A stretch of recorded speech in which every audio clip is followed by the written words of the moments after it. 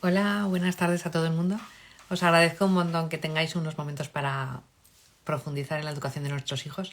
Hoy vamos a hablar con Juan Gil Nogués, que es psicólogo, doctor en psicología, psicoterapeuta y trabaja las adicciones. Vamos a hablar de pornografía y es además padre de tres hijas, esposo y católico. Vamos a ver cómo enfocamos el problema tan extendido que hay de la pornografía en los adolescentes.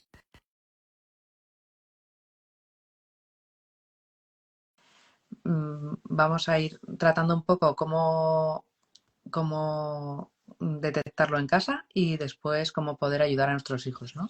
A ver, hola, Muy muchísimas gracias buenas. por tu tiempo y por atendernos en esta comunidad de madres.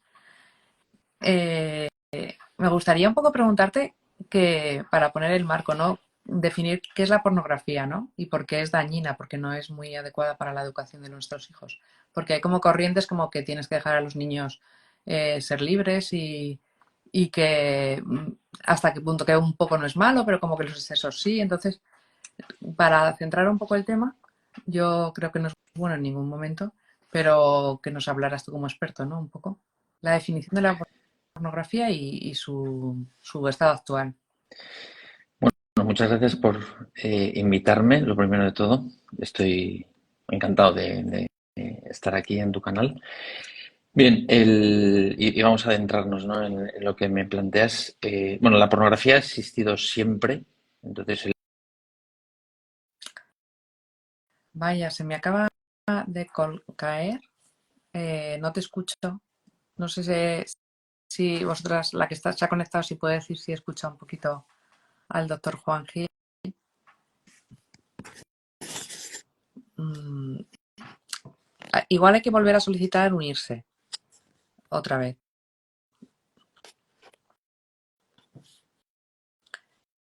Vamos a volver a enviar la invitación, a aceptar. No sé por qué nos pasa esto. Ahora, ¿ahora? entonces, ¿Qué ha pasado? No sé qué ha pasado. Me he quedado así un poco con la palabra en la boca no sé, y, igual nos echa Instagram para hablar de temas que no son adecuados. Pero bueno, sí. bueno, entonces decía que la pornografía tiene su etimología en la prostitución, lo que es el tratado de la prostitución, ¿vale? Entonces, el estado actual de la cuestión es que hay grandes corporaciones que están muy interesadas a nivel internacional en promover el consumo de la pornografía. Lo que nos encontramos o lo que estamos viendo es que hay mucha gente que efectivamente el impacto que tiene sobre ellos el consumo de pornografía es muy alto, sobre su salud mental, y eso lógicamente es un asunto que a nosotros como sanitarios nos preocupa enormemente porque es un problema que se está convirtiendo en un problema de salud pública, ¿no? Yo trabajo y colaboro junto con una asociación que se llama Dale una Vuelta, en donde hacemos programas de prevención, de información y formación. Eh, y creo que es muy interesante que las personas que puedan acceder a la web puedan informarse mucho más y de cuáles las dimensiones que este asunto y que la industria pornográfica tiene. Pues cuando colgamos el directo podemos poner el enlace, si me lo pasas, luego de la asociación. Claro. Y así tienen acceso ahí directamente. Entonces, me gustaría un poco que comentaras como madres, cómo podemos detectar o prevenir, cuando hablar con tus hijos de sería bueno y empezar a tratar este tema, ¿no? Como prevención, ¿no? Para decir, pues existe esto. Cuando son muy pequeños, ¿a partir de qué edad? Creo que la edad también la determina la madurez de los hijos, lógicamente. Hay niños que a los 8 años ya puedes empezar a hablarles, o bien porque tienen hermanos mayores, o bien porque por su desarrollo psicológico, pues es posible hablar con ellos. Hay otros que a lo mejor hasta los 10 no. Probablemente en torno a los 9 10 yo creo ya hay suficiente, ya tienen suficientes inputs y ya hay situaciones en el día a día que nos pueden facilitar hablar de estas cosas, ¿no? Entonces, A partir de esa edad yo creo que es importante empezar a hablar con la verdad soportable, lo que cada uno sea capaz de sanamente comprender, seguir el discurso del adulto, en este caso de nosotros, de los padres, ¿no? Haciéndoles ver también un poco la importancia que tiene esto por la relevancia que como padres pensamos y vemos que está teniendo, ¿no? Entonces, cuando a un hijo se le presentan las cosas desde un punto de vista de que se le quiere y lo que se le quiere es cuidar, pues lógicamente un hijo, y sobre todo con esas edades, pues es muy sencillo crear ese clima de confianza para poder tener una apertura y hablar con ellos de esto. ¿Y cómo enfrentarse con la curiosidad del grupo, a lo mejor que están viendo sus amigos, o decir, no es muy correcto que lo veas tú? ¿Qué argumento le puedes dar o cómo le puedes ayudar a un niño pequeño? ¿Y más a un niño o a una niña? Si nos podrías hablar un poco de la diferencia entre los dos. Sí, sí, efectivamente hay una diferencia. En estas edades, efectivamente, como bien dices, el grupo por el gregarismo, ¿no? Es muy importante, ¿no?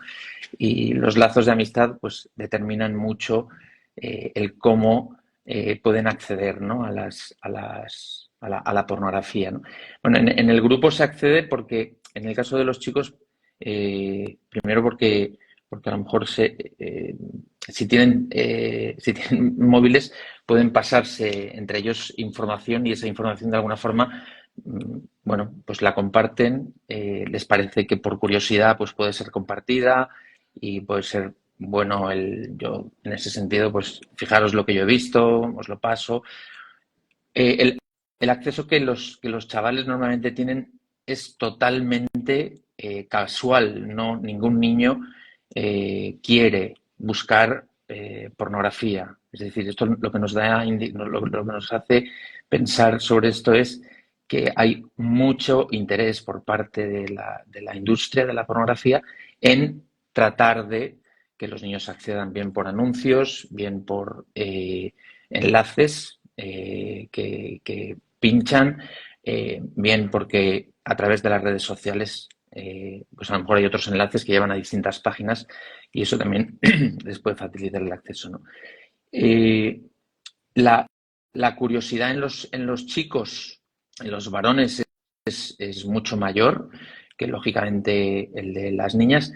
Las niñas no es que no tengan curiosidad, es que el acceso que tienen es distinto. En el caso de las niñas, el acceso es sobre todo a través de la literatura, de los libros. La vivencia de la sexualidad en las mujeres con respecto a los hombres es muy distinta. La del hombre es mucho más impulsiva y la de la mujer necesita más que una efectividad, necesita una afectividad. Y eso las novelas, los libros, pues les da ese entorno que hace que pues, pueda ser más accesible. Luego ya de ahí el salto que puedan dar a páginas con contenido sexual explícito, pues lógicamente pues eso también es importante. Podemos hablar, si quieres, también qué les puede motivar a las chicas al consumo y qué les puede motivar a los chicos, ¿no?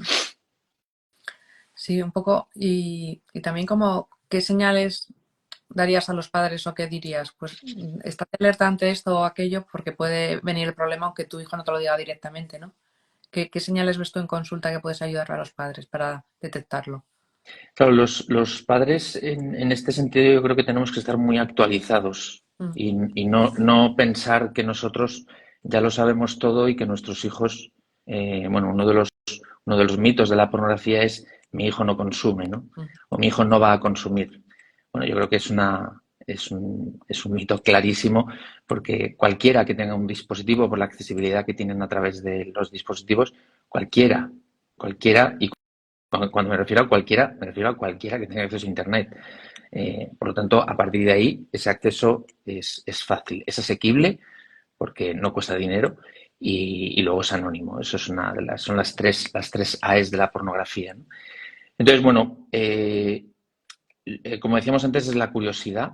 Entonces, pero puede haber cambios a nivel conductual, a nivel de carácter, a nivel de temperamento, a nivel de descanso. Se altera mucho el sueño, porque lógicamente hay una tendencia a a no decirlo, porque en muchas ocasiones se piensa o piensan que eso es real.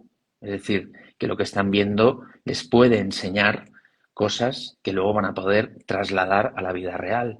Bueno, pues hay cambios, como digo, pues en el descanso, en el estado de ánimo, lógicamente en el rendimiento académico, eso es absolutamente impepinable. Ocurre mucho en chavales que tienen, no adicción a la pornografía, pero sí en adicción a las pantallas, que son todas las cosas que hago en consulta, pues que se duermen en clase. Entonces, claro, si se duermen en clase, simplemente revisando con ellos el tiempo de uso es suficiente, ¿no? Ya sabes que ellos... Bueno, en fin, hay algunas cosas que hay que tener en cuenta, ¿no? Luego la impulsividad, la dificultad para regularse emocionalmente, el no querer cenar en familia es un aspecto también importante, ¿no? El no abrirse fácilmente y no tener confianza.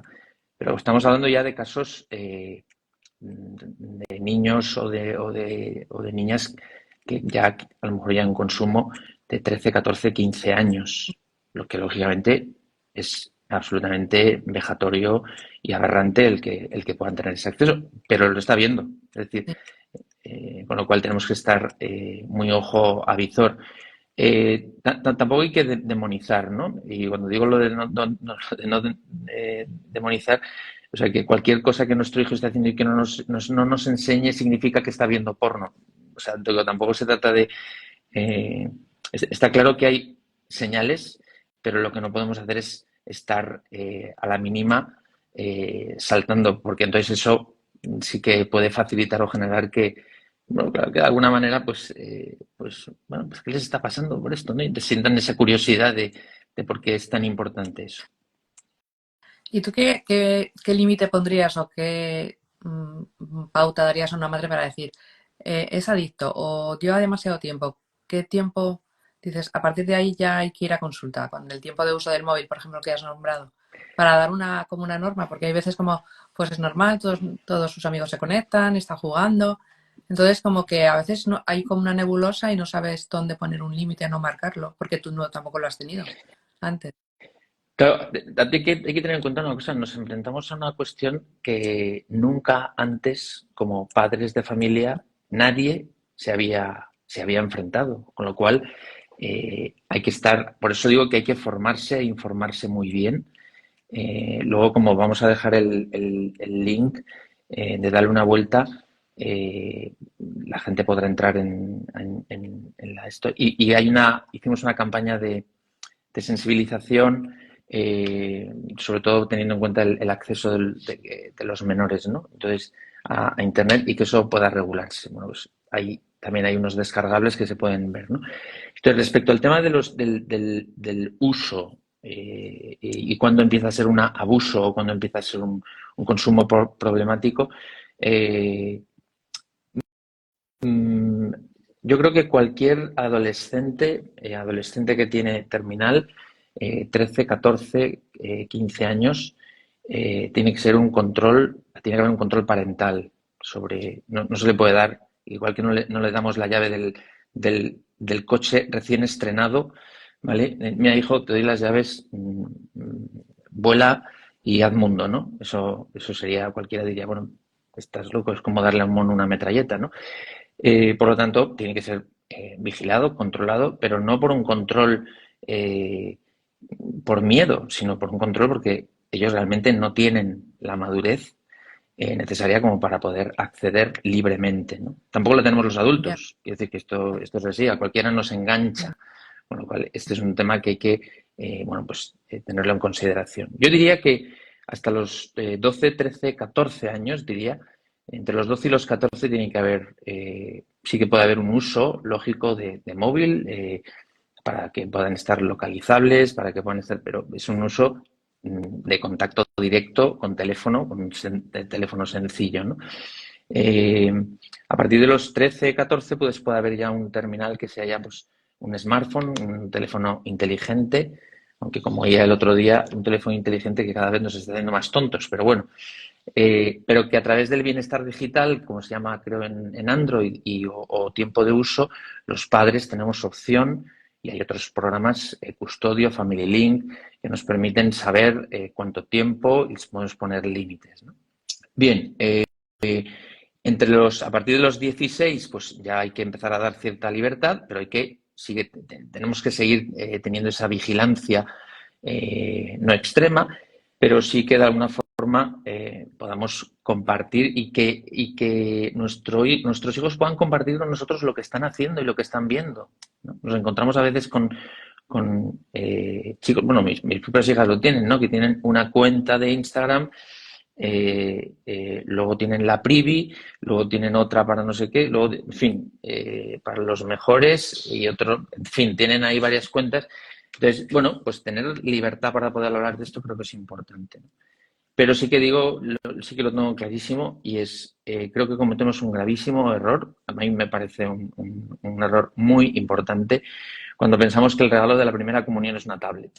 O sea, este es un caballo de batalla que tenemos que derribar, porque entonces sí que empezamos a poner en sus manos una herramienta que es verdaderamente peligrosa, sin ningún tipo de control. Y como he dicho antes, acceden sin ningún tipo de intención de búsqueda de nada, ¿no? Entonces, bueno, pues eso hay que vigilarlo y hay que tenerlo en cuenta. Está muy bien, por eso digo que no hay que demonizar los dispositivos digitales. La tecnología es muy buena, tenemos herramientas de trabajo que son muy importantes. Esto mismo que podemos estar haciendo es fantástico poder hacerlo y que luego además se pueda volver a ver las veces que uno quiera, ¿no? Pues esto es una maravilla, ¿no? Entonces, pero hay que vigilar porque su madurez, no solo psicológica, sino también biológica, no está preparada para todos los impactos que puedan recibir. A veces no somos conscientes de las consecuencias, ¿no? Porque veslo como no se ven, ni se habla de los efectos negativos que tiene la pornografía en los adolescentes y los niños. A mí me gustaría un poco que hablaras, si ya tienes el problema en casa o tienes un hijo con esa situación, ¿qué puede hacer un padre, ¿no? ¿Qué pasos darías o qué aconsejarías cuando ya han detectado el problema y lo tienes en casa, ¿no? Bueno, creo que antes de eso yo sí que animaría a las familias, porque también va a ser una consecuencia en el momento en el que seamos conscientes de que ese problema lo tenemos. Creo que es muy importante hablar de que en casa las cosas todo se habla.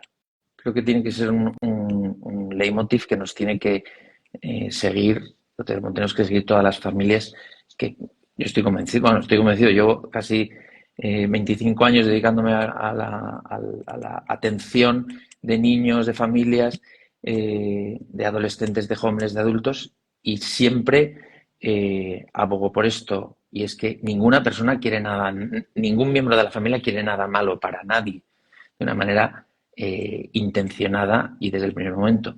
Una de las claves está en la confianza. Si generamos confianza, si decimos siempre la verdad, si somos abiertos, si somos capaces de contar incluso problemas que tenemos nosotros, ellos lo van a ver de una manera natural y por lo tanto ellos se van a abrir también cuando tengan un problema, porque lo vamos a detectar y no lo vamos a evitar, que es lo que ellos van a intentar.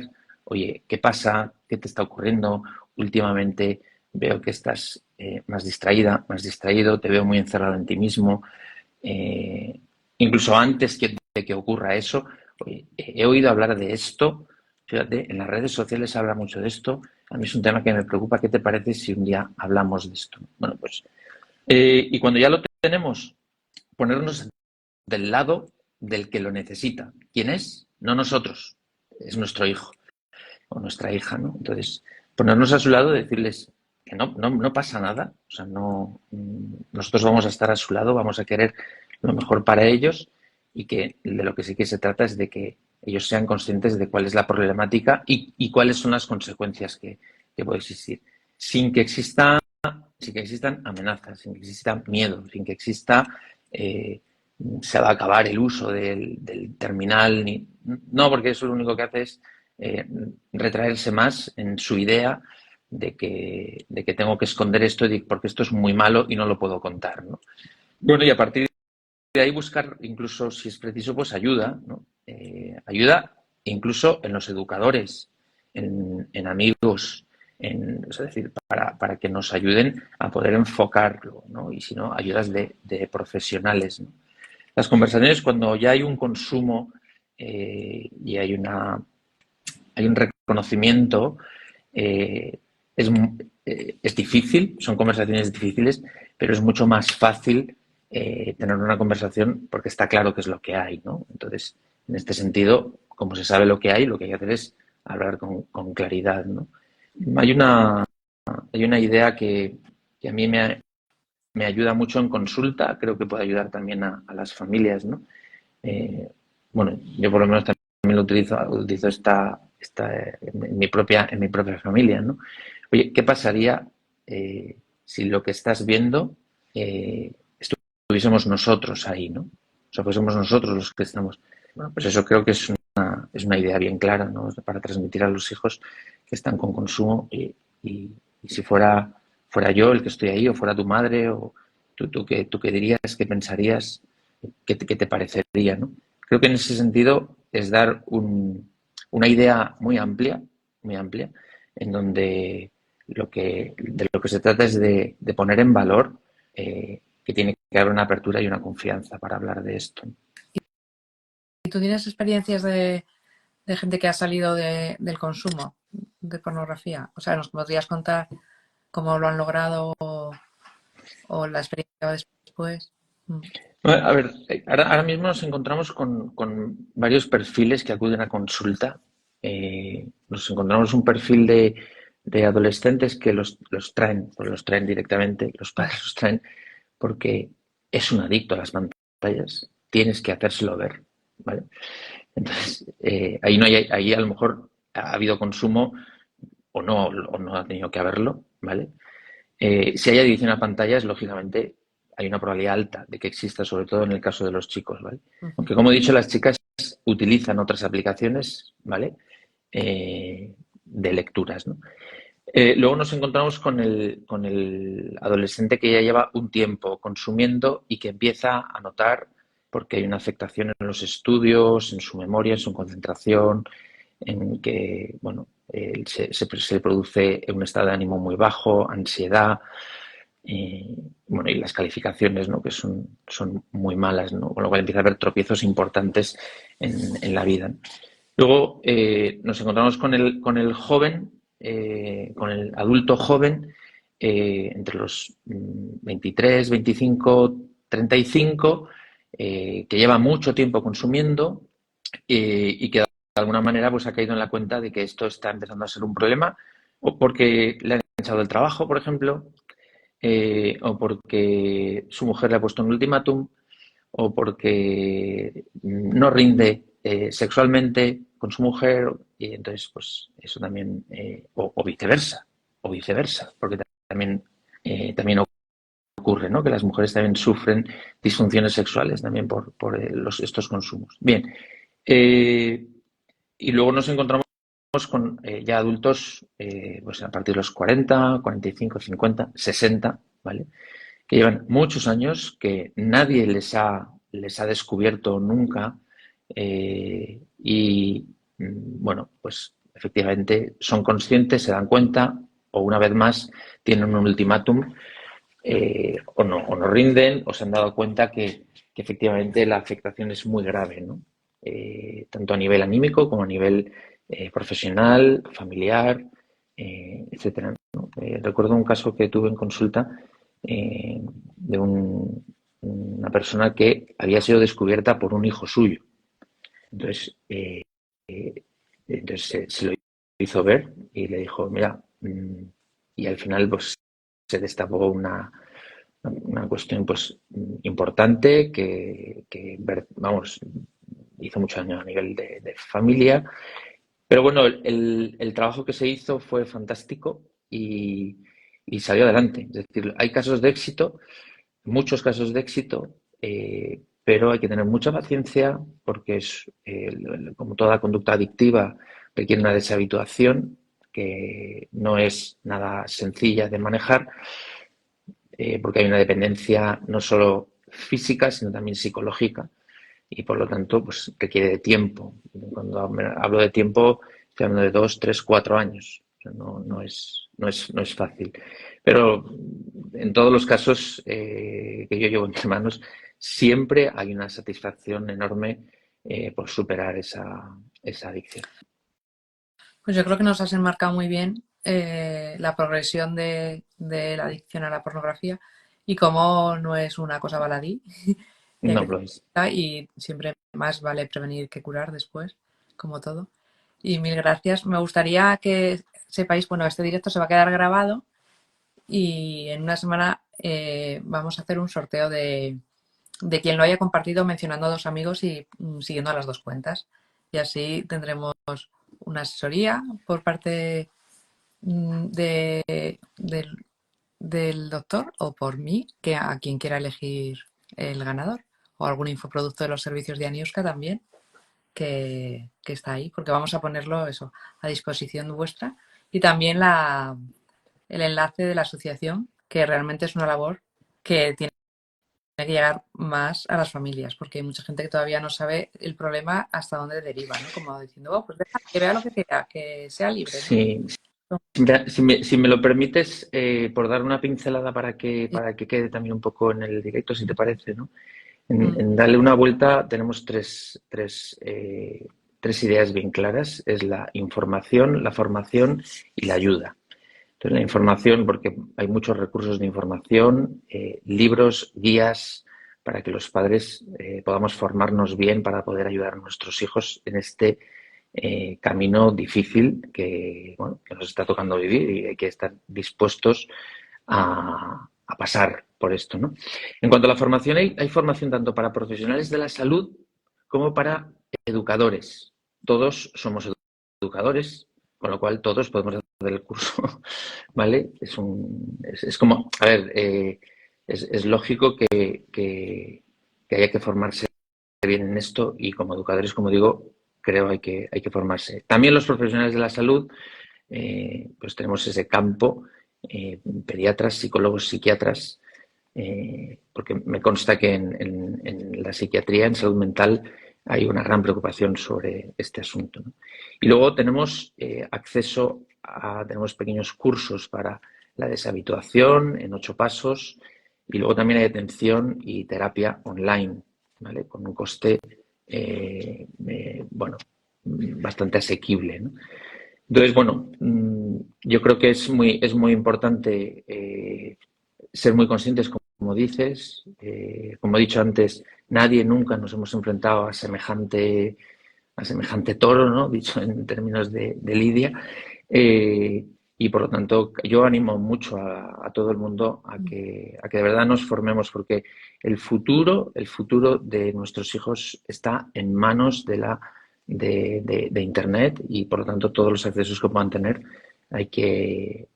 tenemos que educarlos en el pensamiento crítico, ¿no? En esa manera de acceder, sabiendo, no por el hecho de si está bien o está mal, sino por el hecho incluso de saber si me conviene, si no me conviene, si es saludable y cómo puedo ayudar también a otros, ¿no? Que hay mucha gente que lo está pasando mal por esa cuestión. Pues mil gracias por todo y nada, hay que conocer más este tema, como tú dices. Y nada, que los hijos disfruten del amor y de la maravilla que tienen ahí, pero Gracias. en el buen sentido. Bueno, muchísimas gracias. Un De placer. nada, a ti, igualmente, gracias.